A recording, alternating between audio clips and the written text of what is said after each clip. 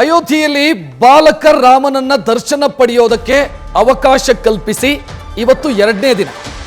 ಇವತ್ತು ಕೂಡ ಭಕ್ತ ಸಾಗರವೇ ಹರಿದು ಬರ್ತಾ ಇದೆ. ಬಾಲಕ ರಾಮನನ್ನ ದರ್ಶನ ಪಡೆಯೋದಕ್ಕೆ ದೊಡ್ಡ ಸಂಖ್ಯೆಯಲ್ಲಿ ಭಕ್ತಾದಿಗಳು ಆಗಮಿಸ್ತಾ ಇದ್ದಾರೆ.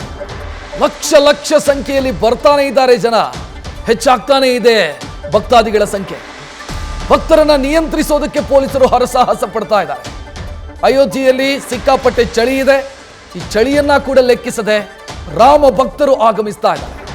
ನಿನ್ನೆ ಒಂದೇ ದಿನ 3 ಲಕ್ಷಕ್ಕೂ ಅಧಿಕ ಭಕ್ತಾದಿಗಳು ದೇವರ ದರ್ಶನ ಪಡೆದಿದ್ದಾರೆ ಅನ್ನೋ ಅಂದಾಜಿದೆ. ಇವತ್ತು ನಿಗದಿತ ಸಮಯಕ್ಕೆ ಮಾತ್ರ ದರ್ಶನಕ್ಕೆ ಅವಕಾಶ ಇದೆ. ಅಯೋಧ್ಯೆಯಲ್ಲಿ ಸದ್ಯ ದರ್ಶನಕ್ಕಾಗಿ 3 ರಿಂದ 4 ಲಕ್ಷ ಜನ ಕಾಯ್ತಾ ಇದ್ದಾರೆ. ಅಂದ್ರೆ 22ರ ನಂತರ ಅವಕಾಶ ಸಿಗತ್ತೆ ಅನ್ನೋದು ಗೊತ್ತಾದ ತಕ್ಷಣ ಅಯೋಧ್ಯೆಗೆ ದೊಡ್ಡ ಸಂಖ್ಯೆಯಲ್ಲಿ ಭಕ್ತಾದಿಗಳು ಆಗಮಿಸಿದ್ರು. ಈ ಪ್ರಾಣ ಪ್ರತಿಷ್ಠಾಪನೆಯ ಕಾರ್ಯಕ್ರಮ ಯಾವಾಗ ಆಗತ್ತೆ ಅನ್ನೋದನ್ನು ಕಾಯ್ತಾ ಇದ್ರು. ಅದಾದ ಬೆನ್ನಿಗೆ ಬಾಲಕ ರಾಮನನ್ನ ದರ್ಶನ ಪಡಿಬೇಕು ಅಂತ ದೊಡ್ಡ ಸಂಖ್ಯೆಯಲ್ಲಿ ಬರ್ತಾ ಇದ್ದಾರೆ. ಜನರನ್ನ ನಿಯಂತ್ರಿಸೋದಕ್ಕಾಗದೆ ಅಲ್ಲಿ ಪೊಲೀಸರು ಕೂಡ ಒದ್ದಾಡುವಂಥ ಸ್ಥಿತಿ ನಿರ್ಮಾಣ ಆಗಿದೆ. ನೋಡ್ತಾ ಇದ್ದೀರಿ ಅಯೋಧ್ಯೆಯ ಬೀದಿಗಳು ಹೇಗಿದೆ. ಅಯೋಧ್ಯೆಯ ಬೀದಿಗಳಲ್ಲಿ ಭಕ್ತಾದಿಗಳ ಸಂಖ್ಯೆ ಯಾವ ಪ್ರಮಾಣದಲ್ಲಿದೆ ಅನ್ನೋದು ಗೊತ್ತಾಗ್ತಾ ಇದೆ. ಬೇರೆ ಬೇರೆ ರಾಜ್ಯಗಳಿಂದ ವಿದೇಶದಿಂದಲೂ ಕೂಡ ಭಕ್ತಾದಿಗಳು ಆಗಮಿಸ್ತಾ ಇದ್ದಾರೆ. ಅವ್ರದ್ದು ಒಂದೇ ಒಂದು ಭಾವನೆ ಇರೋದು, ಎಷ್ಟು ದಿನ ಆದರೂ ತೊಂದರೆ ಇಲ್ಲ, ಅಯೋಧ್ಯೆಯಲ್ಲೇ ಇರ್ತೀವಿ, ಬಾಲರಾಮನನ್ನು ದರ್ಶನ ಮಾಡಿಕೊಂಡೇ ಹೋಗೋದು, ನಾವು ದಿನಗಳು ಉರುಳಿ ಹೋದರೂ ತೊಂದರೆ ಇಲ್ಲ, ಕಾಯ್ತೀವಿ ನಾವು. ಈ ಮನಸ್ಥಿತಿಯಲ್ಲೇ ಬಂದವರಿದ್ದಾರೆ. ಏನೋ ಹರಕೆ ಹೊತ್ಕೊಂಡವರು, ವ್ರತ ಪಾಲಿಸ್ತಾ ಇರೋರು, ಇವರೆಲ್ಲ ಕಾಯ್ತಾ ಇದ್ದಾರೆ. ನಮಗೆ ಬಾಲಕ ರಾಮನನ್ನು ದರ್ಶನ ಪಡೀಬೇಕು. ಸಿಕ್ಕಾಪಟ್ಟೆ ಚಳಿ ಇದೆ ಅಯೋಧ್ಯೆಯಲ್ಲಿ. ಈ ಚಳಿಯನ್ನೂ ಲೆಕ್ಕಿಸದೆ ಬೆಳಗ್ಗೆಯೇ ದರ್ಶನಕ್ಕಾಗಿ ಕ್ಯೂ ನಿಲ್ತಾ ಇದ್ದಾರೆ. ಆದರೆ ಇನ್ನೂ ಕೂಡ ದೇವಸ್ಥಾನ ಹೊಸದಾಗಿ ನಿರ್ಮಾಣ ಆಗಿರೋದ್ರಿಂದ ಅಲ್ಲಿ ಈ ಕ್ಯೂಗೆ ಸಂಬಂಧಿಸಿದಂತೆ ಇನ್ನೂ ಕೂಡ ಅಚ್ಚುಕಟ್ಟಾದ ವ್ಯವಸ್ಥೆ ಇನ್ನೂ ಜಾರಿಯಾಗದೇ ಇರೋದ್ರಿಂದ ಪೊಲೀಸರು ಒದ್ದಾಡ್ತಾ ಇದ್ದಾರೆ ಭಕ್ತಾದಿಗಳನ್ನು ನಿಯಂತ್ರಿಸೋದಕ್ಕೆ. ನೋಡ್ತಾ ಇದ್ದೀರಿ ಯಾವ ರೀತಿ ಜನಸಾಗರ ಇದೆ ಅನ್ನೋದನ್ನು ಗಮನಿಸ್ತಾ ಇದ್ದೀರಿ.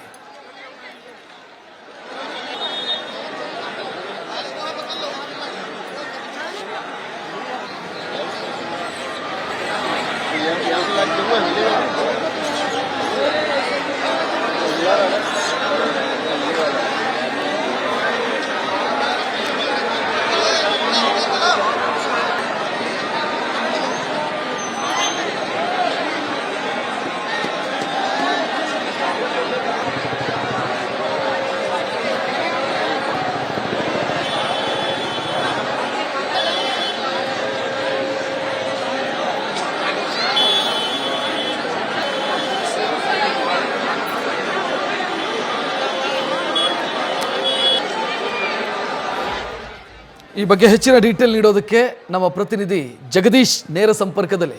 ಜಗದೀಶ್, ಇವತ್ತಿನ ದೃಶ್ಯವನ್ನ ಕೂಡ ನೋಡ್ತಾ ಇದ್ದೀವಿ. ನಿನ್ನೆಗೂ ಇವತ್ತಿಗೂ ದೊಡ್ಡ ವ್ಯತ್ಯಾಸ ಕಾಣ್ತಾ ಇಲ್ಲ. ಜನಸಂಖ್ಯೆ ಜಾಸ್ತಿಯೇ ಆಗಿದೆಯೇನೋ ಅಂತ ಅನ್ನಿಸ್ತಾ ಇದೆ. ಇವತ್ತಿನ ಜನಜಂಗುಳಿಯನ್ನು ನೋಡ್ತಾ ಇದ್ದಾರೆ. ಹೇಗಿದೆ ಸದ್ಯ ಅಯೋಧ್ಯೆಯ ಪರಿಸ್ಥಿತಿ? ಖಂಡಿತವಾಗ್ಲೂ ರಕ್ಷತ್, ಇವತ್ತು ಬೆಳಗ್ಗೆಯಿಂದನೂ ಸಹಿತ ದೊಡ್ಡ ಮಟ್ಟದಲ್ಲಿ ಜನಸಾಗರ ಹರಿದು ಬರ್ತಾ ಇದೆ. ನಿನ್ನೆಗಿಂತನೂ ಸಹಿತ ಹೆಚ್ಚಿನ ಪ್ರಮಾಣದಲ್ಲಿ ಜನ ಇರುವಂತಹ ದೃಶ್ಯಾವಳಿಗಳು ಯಾವ ರಸ್ತೆಯಲ್ಲಿ ನೋಡಿದ್ರು ಸಹಿತ ನಿಮಗೆ ಕಾಣಿಸ್ತಾ ಇದೆ. ಈಗ ನಾನು ನಿಂತಿರುವಂತಹ ಸ್ಥಳದ ದೃಶ್ಯಗಳನ್ನ ತೋರಿಸುವಂತಹ ಪ್ರಯತ್ನವನ್ನ ಪಡ್ತೀನಿ. ಯಾಕಂದ್ರೆ ಬೆಳಗ್ಗೆ ಅಂದ್ರೆ ಆಕಾಶ ಫುಲ್ ಕ್ಲಿಯರ್ ಆಗಿತ್ತು, ಆದ್ರೆ ಈಗ ಫುಲ್ ಫಾಗ್ ಬಂದಿರುವಂತಹ ಕಾರಣಕ್ಕಾಗಿ, ಮಂಜು ಕವಿದ ವಾತಾವರಣ ಆಗಿರುವಂತಹ ಕಾರಣಕ್ಕಾಗಿ ನಿಮಗೆ ವಿಜುವಲ್ಸ್ ಕಾಣಿಸುತ್ತೋ ಇಲ್ಲೋ ಗೊತ್ತಿಲ್ಲ ನನಗೆ. ಆದ್ರೆ ಯಾಕಂದ್ರೆ ನಾನು ಎದುರುಗಡೆ ನಿಂತಿರುವಂತಹ ಸಂದರ್ಭದಲ್ಲಿ ಸರಿಯಾದ ರೀತಿಯಲ್ಲಿ ಕ್ಲಿಯರ್ ಆಗಿ ಕಾಣಿಸ್ತಾ ಇಲ್ಲ. ಅಷ್ಟರ ಮಟ್ಟಿಗೆ ಏನಂದ್ರೆ ಇದು ದೇವಸ್ಥಾನದ ಮುಂಭಾಗದ ಒಳಗಡೆಯ ದೃಶ್ಯಗಳನ್ನು ನಿಮಗೆ ತೋರಿಸುವಂತಹ ಪ್ರಯತ್ನವನ್ನ ಮಾಡ್ತಿದ್ದೀನಿ. ಆ ಮುಖ್ಯ ರಸ್ತೆ ಏನು ಕಾಣಿಸ್ತಾ ಇದೆಯಲ್ಲ, ಆ ಮುಖ್ಯ ರಸ್ತೆಯ ಒಳಭಾಗದಲ್ಲಿ ಏನಂದ್ರೆ ಇಡೀ ರಸ್ತೆಯನ್ನ ಅಂದ್ರೆ ರಾಮಪಥ ಅಂತ ಏನು ಕರೆಯಲಾಗುತ್ತೆ, ಆ ರಾಮಪಥ ಸಂಪೂರ್ಣವಾಗಿ ಕ್ಲೋಸ್ ಅನ್ನ ಮಾಡಲಾಗಿದೆ. ಯಾವುದೇ ಕಾರಣಕ್ಕೂ ಮೂರ್ ಕಡೆಯಿಂದ ಬ್ಯಾರಿಕೇಡ್ಗಳನ್ನ ಹಾಕಿ ಯಾವುದೇ ಕಾರಣಕ್ಕೂ ಒಳಗಡೆ ಹೋಗೋದಕ್ಕೆ ಅವಕಾಶವನ್ನ ಕೊಡ್ತಾ ಇಲ್ಲ. ಮತ್ತೆ ಬೆಳಗ್ಗೆ 4 ಗಂಟೆಯಿಂದನೂ ಸಹಿತ ಜನಸಾಗರ ಬಂದು ಇಲ್ಲಿ ನಿಂತ್ಕೊಂಡಿರುವಂತದ್ದು. ಯಾವುದೇ ಕಾರಣಕ್ಕೂ ದರ್ಶನಕ್ಕೆ ಇನ್ನೂವರೆಗೂ ಸಹಿತ ಏನಂದ್ರೆ ಒಳಗಡೆ ಒಂದು ಬ್ಯಾಚ್ ಮಾತ್ರ ಹೋಗಿದೆ. ಈ ಒಂದು ಬ್ಯಾಚ್ ಹೋಗಿರುವಂತಹ ಕಾರಣಕ್ಕಾಗಿ ಉಳಿದಿರ್ತಕ್ಕಂತಹ ಲಕ್ಷಾಂತರ ಜನ ಇಲ್ಲಿ ಏನಂದ್ರೆ ಬಂದು ನಿಂತ್ಕೊಂಡು ಮಾಡ್ಕೊಂಡಿದ್ದಾರೆ. ಪೊಲೀಸರು ಸಹಿತ ಈಗ ಪೂರ್ತಿ ಬ್ಯಾರಿಕೇಡ್ಗಳನ್ನ ಹಾಕಿ ಯಾವುದೇ ಕಾರಣಕ್ಕೂ ಒಳಗಡೆ ಜನರು, ಯಾಕಂದ್ರೆ ಬಹಳಷ್ಟು ದೊಡ್ಡ ಪ್ರಮಾಣದಲ್ಲಿ ತೊಂದರೆ ಆಗಿತ್ತು. ಸುಮಾರು ಏಕಾಏಕ ಏನಂದ್ರೆ 1.5 ಇಂದ 2 ಲಕ್ಷ ಜನ ಬಂದಿರುವಂತಹ ಕಾರಣಕ್ಕಾಗಿ ದೊಡ್ಡ ಮಟ್ಟದಲ್ಲಿ ತೊಂದರೆ ಆಗಿತ್ತು. ಆದ್ರೆ ಈಗತ್ತು ಮತ್ತೆ ಅದಕ್ಕಿಂತ ಹೆಚ್ಚಿನ ಪ್ರಮಾಣದಲ್ಲಿ 3 ರಿಂದ 4 ಲಕ್ಷ ಬರುವಂತಹ ನಿರೀಕ್ಷೆ ಇದೆ ಅನ್ನುವಂತನ್ನ ಪೊಲೀಸ್ ಇಲಾಖೆ ಏನಂದ್ರೆ ಮಾಹಿತಿಯನ್ನ ಕೊಟ್ಟಿದೆ. ಅದರ ಜೊತೆಗೆ ಈಗ ಏನಂದ್ರೆ ಮುಂದಿನ ದಿನಗಳಲ್ಲಿ ಮತ್ತಷ್ಟು ಏನಂದ್ರೆ ಭಕ್ತರ ಸಂಖ್ಯೆ ಹೆಚ್ಚಾಗುವಂತಹ ಸಾಧ್ಯತೆ ಇದೆ ಅನ್ನುವಂತಹ ಕಾರಣಕ್ಕಾಗಿ ಮತ್ತೆ ಪೊಲೀಸರು ಸರಿಯಾದ ರೀತಿಯಲ್ಲಿ ವ್ಯವಸ್ಥೆಯನ್ನ ಮಾಡ್ಕೊಳ್ಬೇಕು ಅನ್ನುವಂತಹ ಕಾರಣಕ್ಕಾಗಿ ಈಗಾಗಲೇ ಏನಂದ್ರೆ ಹೆಚ್ಚಿನ ಪೊಲೀಸ್ ಪಡೆಯನ್ನ ಸಹಿತ ತರಿಸಿಕೊಳ್ಳುವಂತಹ ಕೆಲಸವನ್ನ ಮಾಡಿದೆ. ಲಕ್ನೋನಿಂದ ನಿನ್ನೆ ತಡರಾತ್ರಿ ಒಟ್ಟು 7 ಬ್ಯಾಚ್ಗಳು ಅಂದ್ರೆ 7 ಏನಂದ್ರೆ ಪೊಲೀಸ್ ತಂಡ ಈಗಾಗಲೇ ಅಯೋಧ್ಯೆಗೆ ಎಂಟ್ರಿಯನ್ನ ಕೊಟ್ಟಿದೆ.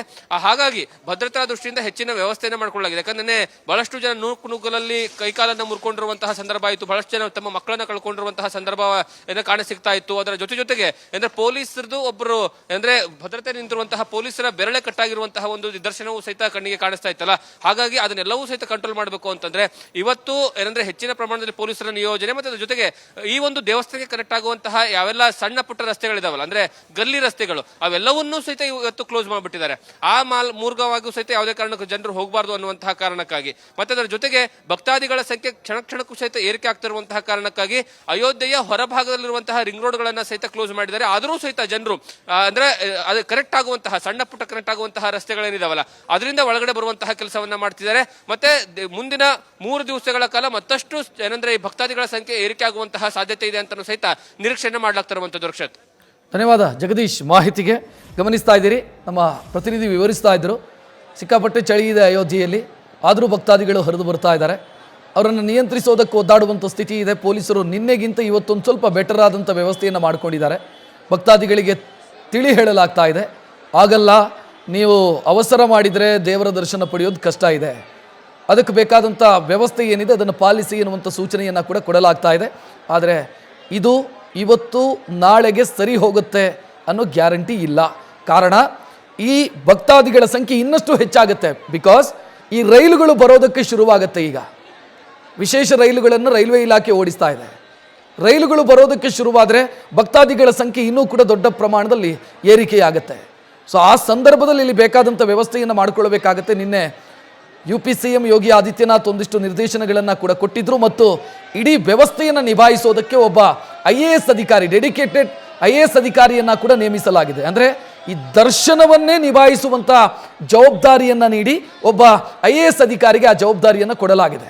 ಸೊ ಅಲ್ಲಿಗೆ ಒಂದಿಷ್ಟು ಸಮಸ್ಯೆ ಏನಿದೆ ಅದನ್ನು ಸರಿಪಡಿಸುವಂಥ ಯೋಚನೆಗಳು ಸಾಗ್ತಾ ಇದೆ ಅಥವಾ ಸರಿಪಡಿಸುವಂಥ ಪ್ರಯತ್ನಗಳು ಸಾಗ್ತಾ ಇದೆ. ರಾಮಲಲ್ಲನ ದರ್ಶನ ಪಡಿಬೇಕು ಅನ್ನೋದು ಎಲ್ಲರ ತುಡಿತವೂ ಕೂಡ.